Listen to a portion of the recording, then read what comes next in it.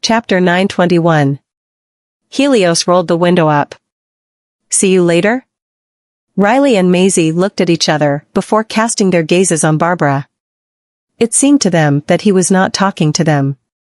Childish sent Riley home first before fetching Barbara and Maisie home. Maisie turned her head around and asked, "Are you all right?" Barbara snapped herself out of her thoughts and replied with a smile, "Yeah. I'm fine. It seems to me that Johnny won't let you off so easily. I think you shouldn't come out alone these few days." Barbara was momentarily stunned before flashing her a grin. "Don't worry. I can take care of myself."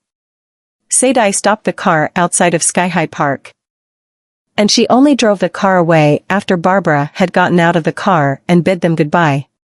Childish looked at the rear mirror and said, "Miss, I'll go back to Morwich in a few more days." "Did something happen to Daddy Strix?" Maisie asked nervously. Childish shook her head and replied, "Strix is fine. He told me that he has found my parents, so I want to go back and have a look myself." Maisie lowered her head and replied, "I see. Yeah, you should probably go back and meet them." She fell silent for a while before adding, "If you need anything, make sure you let me know." A faint smile crossed Sadie's face, and she nodded. Sadie dropped Maisie at Seoul. As soon as she stepped into the office, she saw Nolan was sitting on the couch, reading a jewelry magazine. He left his coat at the back of the couch, and it seemed like he had been there for a long time. He lifted his head to look at Maisie, and his eyes were filled with a smile. "You're back." Maisie sat on his lap. He put the magazine away and helped her to find a comfortable position on his body. Maisie wrapped her arms around his neck and leaned her head on his shoulder. "Have you been waiting for me for a long time?" Nolan lifted his eyebrows and replied, "About 30 minutes. Do you think it's long?" She raised her head to look at him. "Then why didn't you call me?" Nolan caressed the top of her head and squinted his eyes. "Weren't you having a meal with your besties? If I disturb you and you can't get your stomach filled, how are you going to feed me tonight?" Maisie punched his shoulder mischievously. "You're so naughty." Nolan kissed her cheek and then the corner of her lips before asking in a hoarse voice, "Am I?" She ran her finger over his Adam's apple and chuckled lightly. "Yeah, you are." After that, she kissed it and continued, "But I like it." In the evening, Nolan and Maisie stayed at the Goldman mansion to enjoy dinner with the kids. Maisie took care of Nolace and put a piece of meat on his plate. Nolace was stunned for a few seconds, but he soon came around to his senses and smiled at her. "Thank you, Aunt Maisie." He then threw a glance at Colton, offering him a meaningful smile. Colton bit the fork, and his face turned gloomy when he saw the smile on Nala's face. "Mom, he has his own hands." Maisie chuckled. "I used to do the same to you as well. Why didn't you say you have hands too back then?" Daisy chimed in and mocked Colton mercilessly, "You're so childish, Colton." Colton glanced at her and replied, "Your face is childish." Daisy did not mind about them. She thought about something and said, "Mom, Dad, our school will organize a Christmas party next week, and after Christmas, there will be a New Year's Day party." Nolan rubbed her head and said, "Seems like you've got a lot of things to prepare." She giggled and said, "I'm not that busy, compared to Nolly. Nolly is the class president, so he needs to organize a performance with the class." The smile on Nolan's face froze. "Nolly?" He threw a furtive glance at Nolace, who was eating gracefully. It seemed to him that his daughter was a little bit too attached to Nolace. "You're the class president?" Maisie asked Nolace. Nolace lifted his head to look at her, but he did not say anything. Daisy nodded. "Yeah, we just picked our class president. Colton isn't as popular as Nolly, so he can only be the vice class president." After she finished speaking, she went closer to Colton and said, "So lame." Chapter 922. The corner of Colton's lips twitched as he pushed her head away. "I want to change my sister." Daisy made a face at him. Nolace just shook his head and continued to eat his meal. Apparently, he did not want to participate in the childish bickering between these two siblings. While they were on their way back to the Blue Bay Villa, Maisie complimented Nolace on how he was to Waylon when it came to politeness.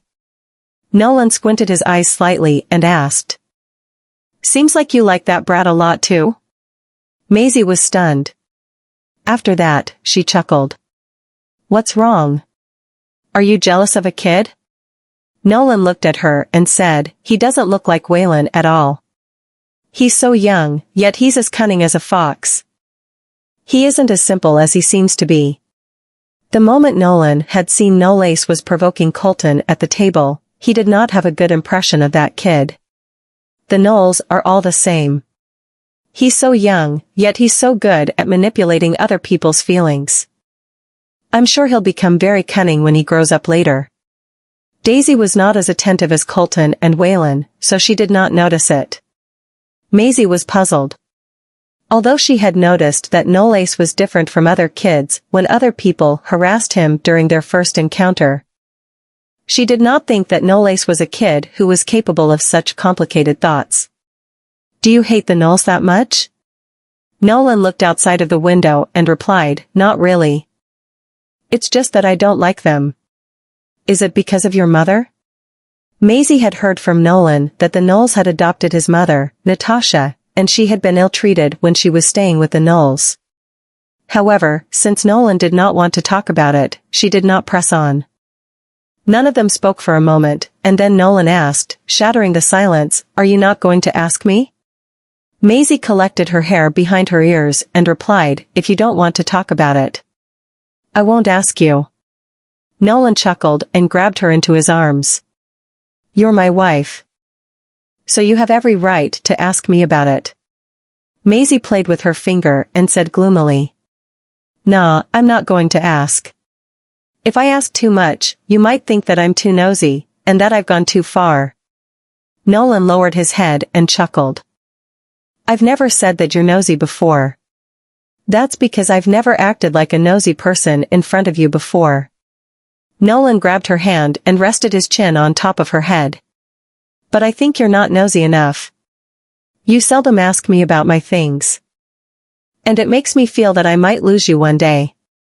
Maisie was tickled pink by him and said, "Stop that. I know you're just trying to make me feel better." Nolan chuckled hoarsely. "Nope. I'm telling the truth." He then told Maisie about the things between her mother and the Knowles. Maisie listened to his story silently, and her heart bobbed up and down from time to time. The Knowles had adopted Natasha because they wanted to take advantage of her.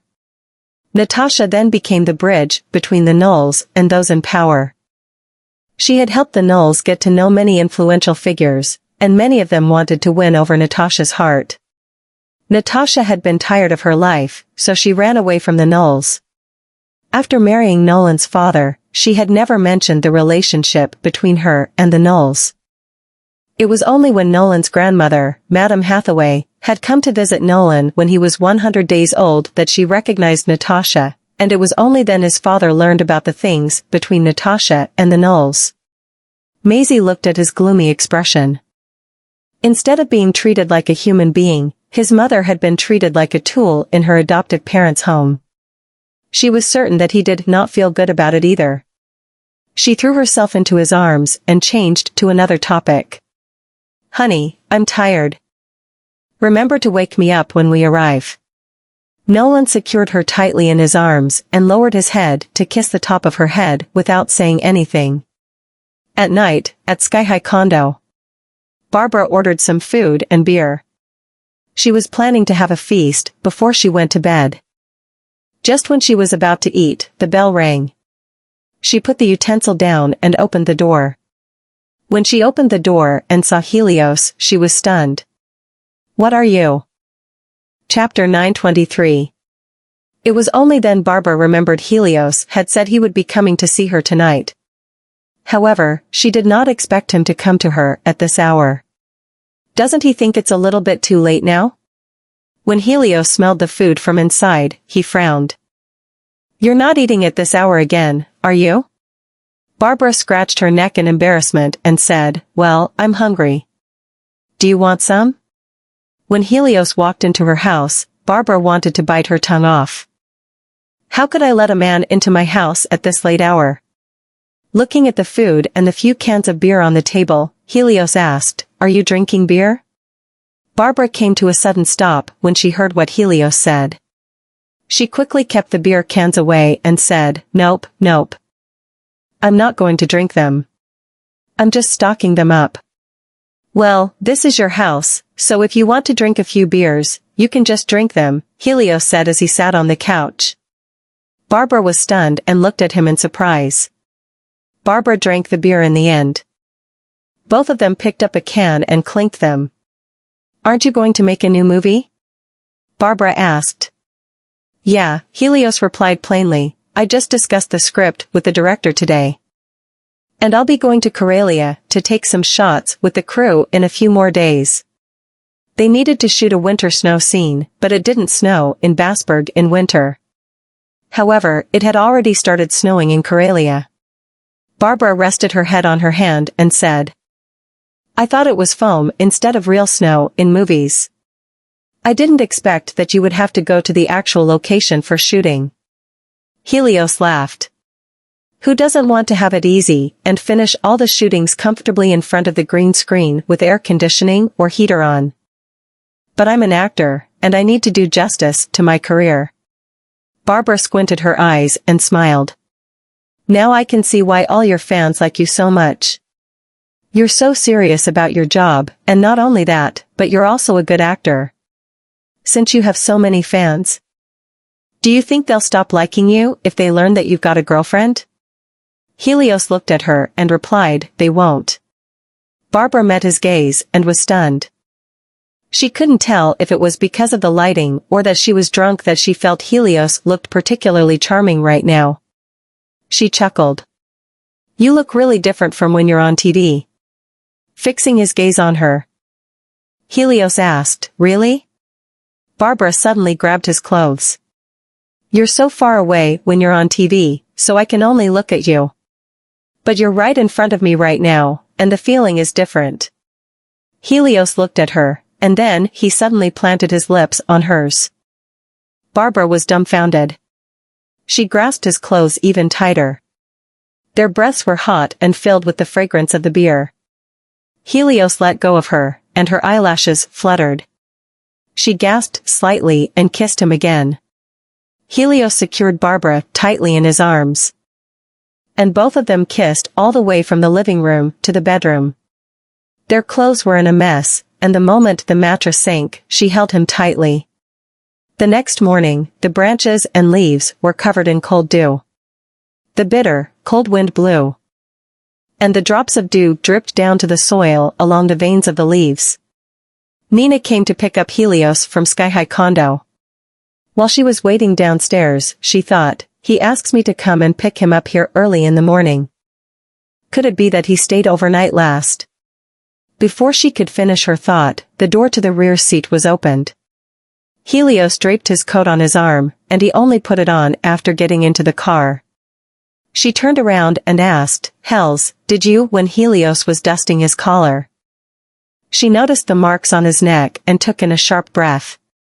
Helios was tidying himself, so he did not hear what she had said just now. He frowned and asked, What did you say? Nope, Nels. Can we go now? Nina replied. Yeah. He nodded. Barbara woke up to the doorbell in the afternoon. Chapter 924. Barbara climbed up feebly and walked to the door in a daze. Barbara, why didn't you answer my before Riley could finish her sentence? She saw the scene underneath Barbara's sleeping gown, and her eyes grew wide. Barbara yawned and said, I put it on mute and didn't hear your call. When she noticed that Riley was staring at her collar, she lowered her head and put her hand over it. What are you looking at? Riley lifted her finger and asked. Who did that? Barbara was momentarily stunned before something popped into her head. She covered her neck subconsciously and slammed the door, shutting Riley outside. Riley smashed the doorbell and shouted, "Barbara, tell me clearly. Are you hiding a man in the house?" Barbara went to the restroom and stood in front of the mirror. Her cheeks turned red, and she covered her face. It seemed to her that Helios was totally a different person when he was on the bed at Seoul. Maisie was handing tasks to Lucy when she heard Riley's voice. I'm so sad." Maisie covered her forehead with her hand and saw Riley standing at the door with a sad expression etching on her face. "Barbara slept with a man last night. She refused to let me into her apartment and check. I'm sure there's a man in her apartment. Ah, my $100. Lucy looked at Maisie and said, "Ms. Vanderbilt, I'll go out first." Maisie nodded. Lucy went out of the office with the document in her hand. Riley came in and threw herself at Maisie, crying and sobbing at the fact that she had lost $100. Maisie pushed her away and asked with a frown, "What are you talking about? You don't believe me? I saw it with my own eyes. Barbara didn't answer my call this morning, so I went to look for her. Then, do you know what I saw? There are tons of marks on her neck. She looks like she just had." Riley's face turned red in embarrassment before she could even finish her sentence. It took her quite a while to calm herself down, and she continued hesitantly. "I'm pretty certain that my cousin isn't that kind of person, so it must be another man. How could she sleep with another man while she's flirting with my cousin? Don't you think that is unfair to my cousin?" Maisie walked to the desk and sat on the chair. She picked up a document and read it. "What makes you think that it wasn't your cousin?" Riley slammed her hands on the desk and said, "Does my cousin look like that kind of person?" In any case, she did not believe that Helios would do something beastly like that. Maisie chuckled after listening to what Riley said. Raising her eyebrows, she looked at her and asked, "Did Nolan look like that kind of person to you in the past?" Riley was stumped. Maisie rested her chin on her hand and continued. "When you first saw Nolan, what kind of person did you think he was?" Riley thought for a while and said, "He looks cold and boring." "That's what I thought as well." Maisie put her hands on the desk and shrugged while smiling, but he revealed his true nature after we got together. Although Helios looks very calm and cold on the surface, who knows what kind of a monster he would become when he's with Barbara. As she was talking, she smiled meaningfully. After all men are the same. All of them have two sides to them. The more Riley thought about it, the harder for her to believe it. After all, she took her cousin as her idol, and she found it hard to believe that he would do the same thing as that bastard from the Lucas family. Humph. Bastards. At Black Gold, Nolan was having a video call with Madame Hathaway in front of the computer in his office. He also asked about the condition of the Knowles. Sipping on her tea, Madame Hathaway squinted her eyes and said, "Did Tristan go to look for you?" Nolan replied, "Yeah. The young heir of the Knowles is staying in Bassburg now. But that old man didn't tell me anything more." Madame Hathaway chuckled and put the cup down. "You said you hate the Knowles, but you still helped them in the end." Chapter 925. "After all, the Knowles brought up my mother," Nolan replied flatly. Headed not like the Knowles, but he couldn't deny that it was the Knowles that had raised his mother, despite the fact they raised her for a purpose. Madame Hathaway frowned and said, "I don't know much about the Knowles, but from what Yorick has said, it has something to do with their heir." "Heir?" Nolan frowned. "I thought the Knowles only had one heir." Madame Hathaway told him that Elder Master Knowles had two sons, but they were not born from the same mother. The son of his first wife was Sam, and he was Rick's father. After Elder Master Knowles' first wife passed away, he married another woman who was about the same age as his eldest son and gave birth to Tristan. Therefore, Tristan was 8 years older than his nephew, Rick. Generally speaking, Knowles should be the heir, since he was Sam's eldest grandson. However, Tristan's mother, the second wife of Elder Master Knowles, didn't want Knowles to lead the Knowles. The Knowles were under the control of Madame Knowles after Elder Master Knowles passed away. Sam was physically ill in recent years, and taking care of himself was all he could manage. Although Rick had married the princess of the royal family, the princess had discarded her identity the moment she became one of the Knowles. In other words, the royal family was not going to interfere in the affairs of the Knowles. Madame Hathaway's face was stern as she said, Sam could still lead the Knowles before he was ill. If Rick hadn't sent that kid away, he might have already died by now. Nolan tapped the table with his finger from time to time. In this case, Tristan had the chance to inherit the Knowles, but he didn't. If Tristan wanted to inherit the Knowles, there were plenty of ways he could make Knowles die in an accident in another country. However, Nolan was kind of surprised that Tristan would ask him to protect Knowles. Madame Hathaway smiled and said, that woman doesn't want her son to inherit the Knowles. I heard that she loathes him to the core. If not, she wouldn't have adopted your mother back then. Nolan was stunned and fell silent. Quincy knocked on the door, and Nolan hung up the call with Madame Hathaway. Quincy pushed the door and came in. He walked up to the desk and put the document on the table.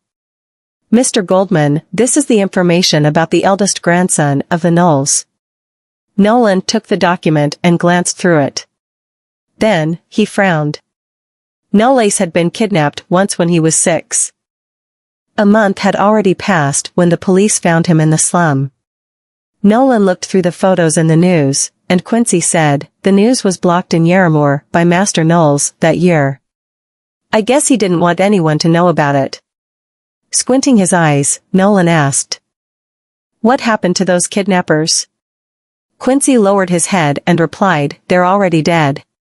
Nolan lifted his head to look at Quincy and fell into contemplation. Knowles had been kidnapped. The police had found him unharmed in the slums 1 month later. Those kidnappers were dead. How could a 6-year-old boy escape from those kidnappers? Could it be that someone stepped in and saved him? Besides, those kidnappers, they shouldn't have died by accident. At Bassburg Private School, the students in the class were rehearsing for the Christmas party. Christmas was only a few days away, and the students were putting up decorations and lights in their class. Daisy was drawing on the blackboard on a stool. Since she was particularly gifted in drawing and had good grades, she served as an art committee member. Colton was sleeping on the table. Suddenly, someone put the Christmas ornaments on his desk and said, you go hang these up. Colton raised his head and saw Knowles. He did not want to move and said, aren't you the class president? Why don't you go hang them up? Chapter 926. Knowles scoffed. If everything needs to be done by the class president, then why do we need a vice class president? Colton stood up with his arms propped against the desk and was about to refute when a piece of chalk hit the back of his head. Daisy glanced at him with her arms akimbo. Colton, don't be lazy. We're all busy with our tasks. The other students dared not ask Colton to carry his own weight, but Daisy was different. He clicked his tongue, picked up the ornaments that were lying on the desk, and glared at Knowles. All right, I only need to hang the decorations, don't Elle?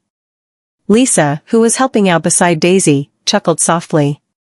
Is Colton still feeling a little unreconciled because he lost to Knowles in the class president election? Before Knowles had been transferred to the school, Colton was the top student in the class, and no one else could go against him in terms of grades. However, after Knowles got transferred to the class, he was dethroned from being the first in the class to the second. That was how Colton and Knowles became rivals in the class. Daisy sighed. My brother is a very competitive person, and all he cares about is his reputation. But Colton shouldn't take all the blame. After all, Waylon used to have better grades than Colton. It was just that Waylon always gave Colton an edge deliberately. However, Colton has some strong points too. For example, there are things that only he can manage to pull off while neither Waylon nor I can, so there's always something that I can learn from him. Lisa responded enviously, if only I had such a brother. It would be great. Although it's a little difficult to get along with Colton in class, at least he's always been very fond of his sister. Colton climbed onto the ladder and started decorating the Christmas tree. But the two boys standing beside the ladder let go of their hands suddenly. And Colton had just hung up the decoration when the ladder lost its balance abruptly.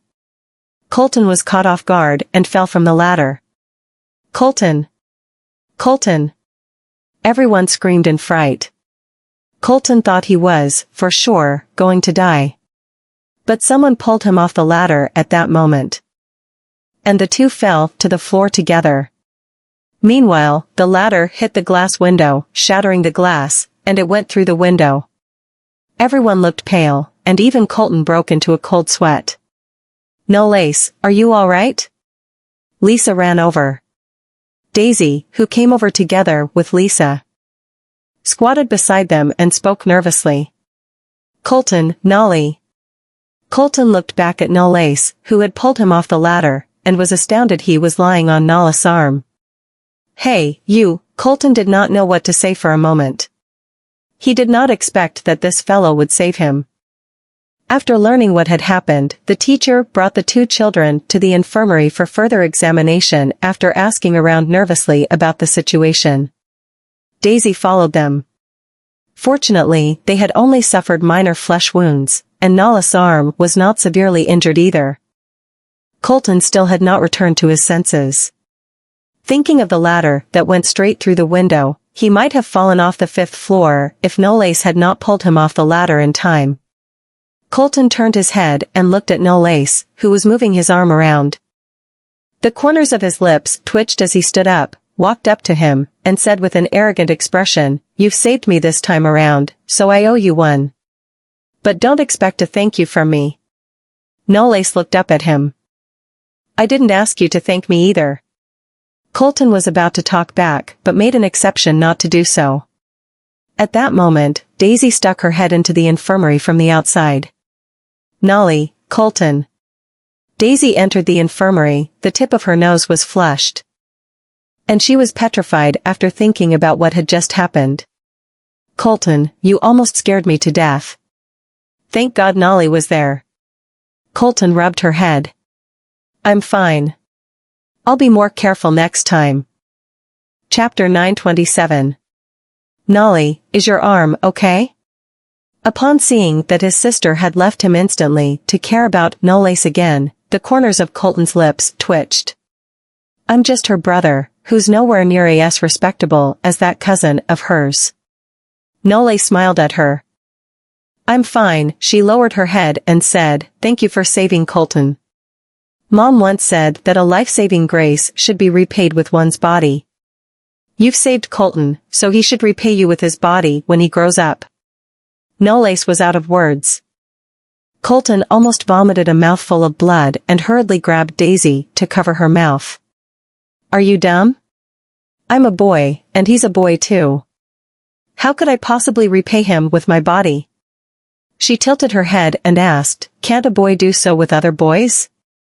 The two boys replied in unison. "No." Colton and No Lace looked at each other for a while, and they turned their faces away with a snort. Daisy thought of something and asked, "By the way, aren't there two people holding the ladder? Why did they let go?" No Lace looked at them and said nothing. Colton crossed his arms. "How would I know? Maybe they think I'm heavy." Daisy stood in place with her arms akimbo, feeling a little indignant. "It's their fault, anyway. I want to tell Dad about this." "Forget it." Colton scratched his head. "Don't let Dad know about this. Mom will definitely know if Dad knows. And I don't want Mom to worry about it." Daisy pouted and stopped talking. Cotton took Daisy back to the classroom first, and No Lace leaned against the wall at the entrance of the stairs with his arms crossed.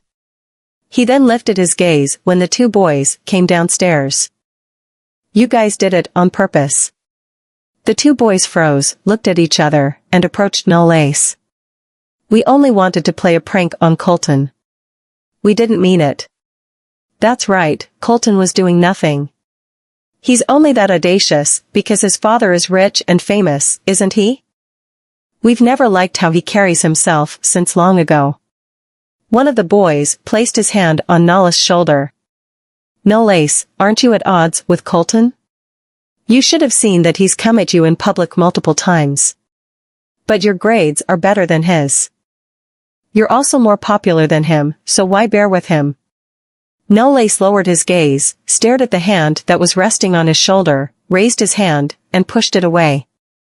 I won't turn to such inferior means. He was about to leave. Another sarcastic voice came from behind. I heard that their family just took you in, so is this you licking his boots? Are you planning to be Colton's pet?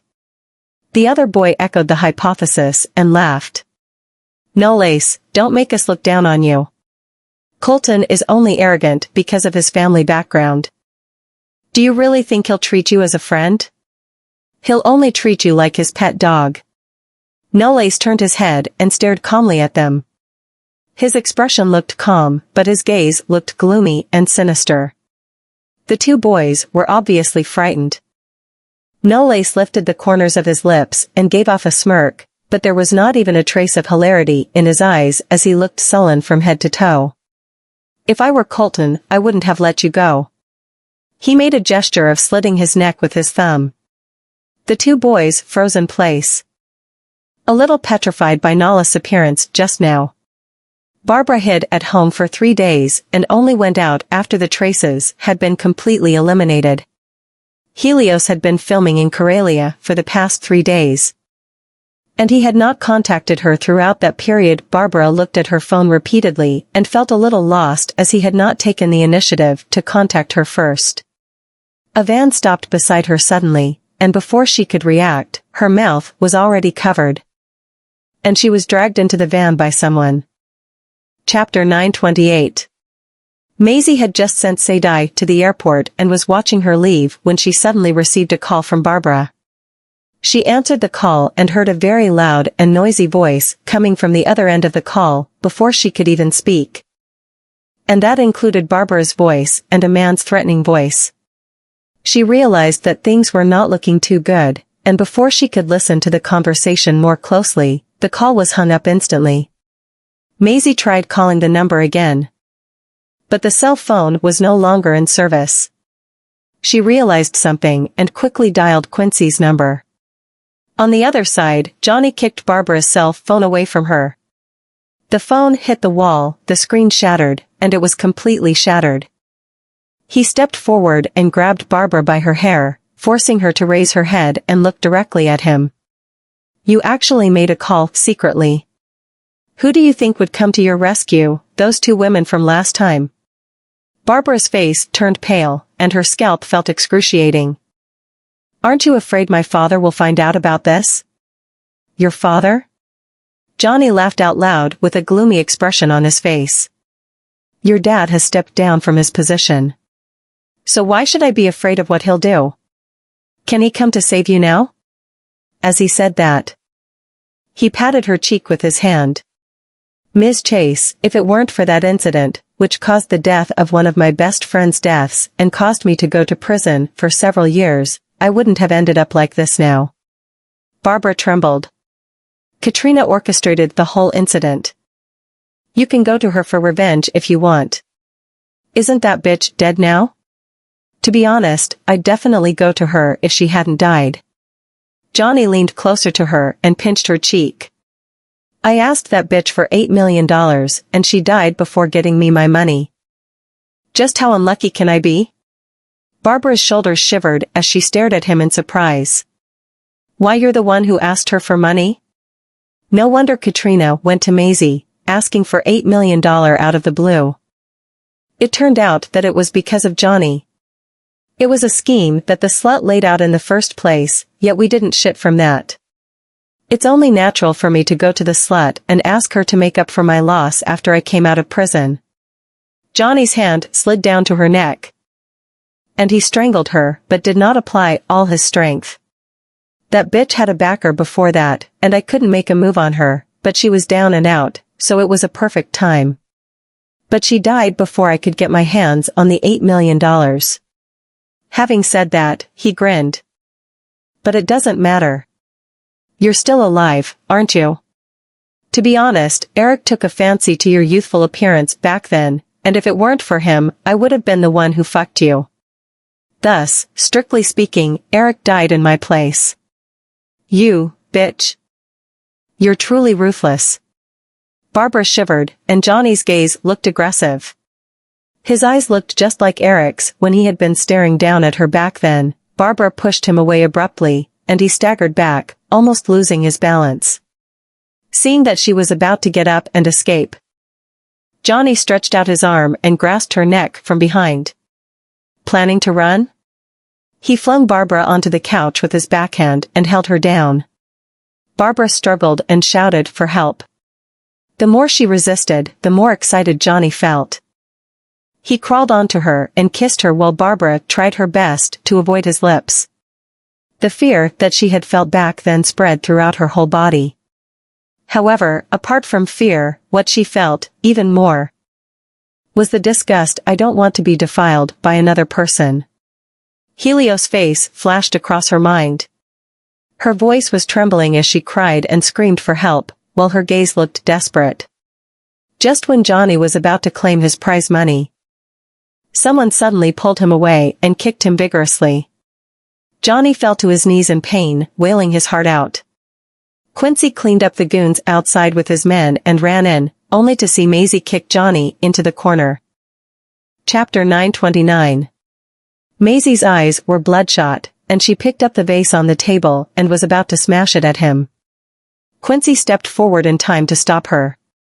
Mrs. Goldman, he'll die if this continues. Maisie scoffed. Such scums should suffer a long and painful death over and over again. You will get in trouble if he dies. You can't risk that, can you? Leave this person to me, and you can take care of Ms. Chase. Quincy knew that Maisie had lost her cool. She would have smashed this scumbag to death if he had not stopped her. Maisie finally calmed down a little. She threw the vase down, turned around, and came to Barbara's side. Barbara had curled herself up on the couch in the torn clothes, her body still trembling out of fear. Maisie draped her coat on her, took her out of the private room, and comforted her softly. It's all right, you're fine now. Barbara's legs were weak, and her face still looked pallid. Although she had escaped the incident, there was still a lingering fear deep down. Quincy's men had subdued everyone outside the private room. Maisie took Barbara out of the karaoke lounge. Barbara jerked Maisie's sleeve when they got in the car. Can you not tell him about this? She then added. I don't want to distract him. Maisie was stunned for a split second and understood who she was talking about. She nodded and agreed. Quincy came over from the back and handed her the phone. Mrs. Goldman, it's Mr. Goldman. Maisie took the phone and answered it. And Nolan's deep voice sounded. Are you hurt? Did Quincy protect you? Maisie pouted. I'm not injured. The scum is the one who's injured. I seem to have crippled him. Nolan responded, it's okay, just let him be. Maisie chuckled. I almost killed him. Luckily, Quincy was there to stop me. Nolan fell silent for a moment and then said in a low voice, since you've rescued her and everything is now fine, come back. I'll go back when I'm done with the aftermath. Maisie ended the call and returned the phone to Quincy. I'll send her back first. Hold these men in our custody for now. Quincy was slightly startled. Aren't we going to send them to the police? Maisie glanced at him and gave off an obscure, yet gloomy smirk. We'll hand them over, eventually. Quincy shuddered as he felt that Maisie's smirk looked a little creepy. After sending Barbara back to her place, Maisie called Riley and asked her to come over to accompany Barbara because she could not leave her alone. Later, she returned to the karaoke lounge. Those people were detained in one of the private rooms with their hands tied behind their heads. Several bodyguards were there watching over them while Quincy was pacing back and forth at the door. He then walked up to Maisie hesitantly when she arrived at the scene again. Mrs. Goldman, everyone is inside. Maisie pushed open the door. Have you informed the owner of the karaoke lounge about this? Quincy walked behind her and nodded. I did.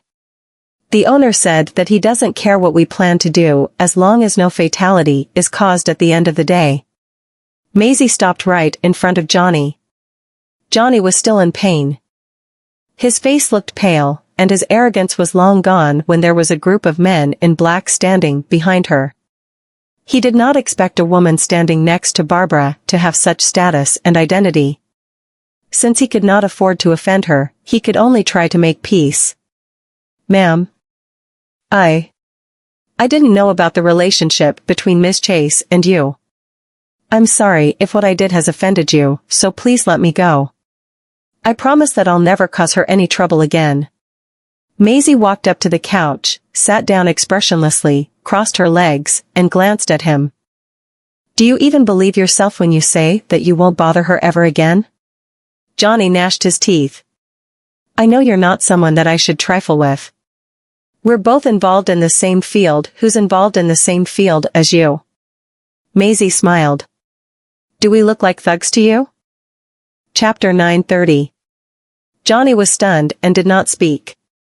Maisie looked at her fingernails and said casually, it seems that it was their mistake for not making you stay in prison for the rest of your life for what happened back then. Johnny's expression changed slightly. And he mistook Maisie for the person who had helped Barbara back then. What happened back then was set up by Katrina. We were just her pawns. Maisie lifted her gaze and stared at him, giving him an eerie feeling. I admit, I only wanted to vent my anger. That's why I went looking for Katrina and asked her to compensate us with some money. After all, that bitch was the one who got us in prison. But after that bitch died, she squinted slightly, and her eyes looked sharp. Katrina died because of money. Could it be that the money was for you? Johnny faltered. I did ask her for money, but her death has nothing to do with me. I don't even know why and how she died inexplicably. How much did you ask from her? $8 million. Maisie understood everything now. Katrina needed $8 million urgently, and she blackmailed Maisie to get her hands on the money, which led her to her demise. However, the $8 million was actually the term that Johnny named. So she had no choice but to go to Maisie for the money. She leaned on the couch and laughed. This is really interesting. Katrina chose to push her luck and died in order to get you money. And after she died, you came to Barbara looking for trouble. So Barbara still has to suffer your persecution as the victim of the past? Johnny felt a jolt of coldness down his spine. Ma'am, I won't do so again, I promise. What can you do to keep the promise? Maisie's eyes looked cold and stern. I'll only be giving you another chance to commit crimes if I let you go this time around, right? I really won't do so anymore. Ma'am, I beg you, I really don't want to go back to prison again. I've turned over a new leaf. Johnny begged and almost knelt in front of her. Maisie sneered. If everything can be forgiven, then is what she's just experienced what she deserves? Johnny was astonished, and all blood had been drained from his cheeks. Maisie fiddled with the wine glass on the table and smiled coldly. Do you know that I despise those scumbags who rape women the most? These scumbags will always go back to their old ways whenever a chance to reform is presented to them. Since you like to force things so much, I'll let you live your dream today. Maisie summoned a man in black and whispered something to him. The man in black then dragged a man out of the private room. Johnny's scalp tingled upon hearing the man's screams. 10 minutes later, the man in black dragged the man back in. And Maisie stood up. Bring everyone else out, leave them both in the box. The two of you, guard the door, don't let anyone get killed in the process. The two men in black who were left behind nodded, and the rest left the private room. Johnny noticed that something was wrong with the man. And his expression changed in an instant. He shouted, "Don't leave me here. Please, please take me out." Outside the room, when the two men in black closed the door, they could not help but feel tense upon witnessing the actions taking place inside the room. This is really cruel. This is 100 times more ruthless than how Mr. Goldman punishes us. Before Quincy could ask about the situation, he heard Johnny's screams coming from inside the room suddenly. He did not even have to look as he already knew what was happening. He gulped his saliva as goosebumps ran throughout his entire body. This will be a humiliation for life. Maisie returned to the Blue Bay Villa and took off her shoes after entering the entryway. She then saw Nolan sitting on the couch, flipping through the beauty magazines that she had left on the table.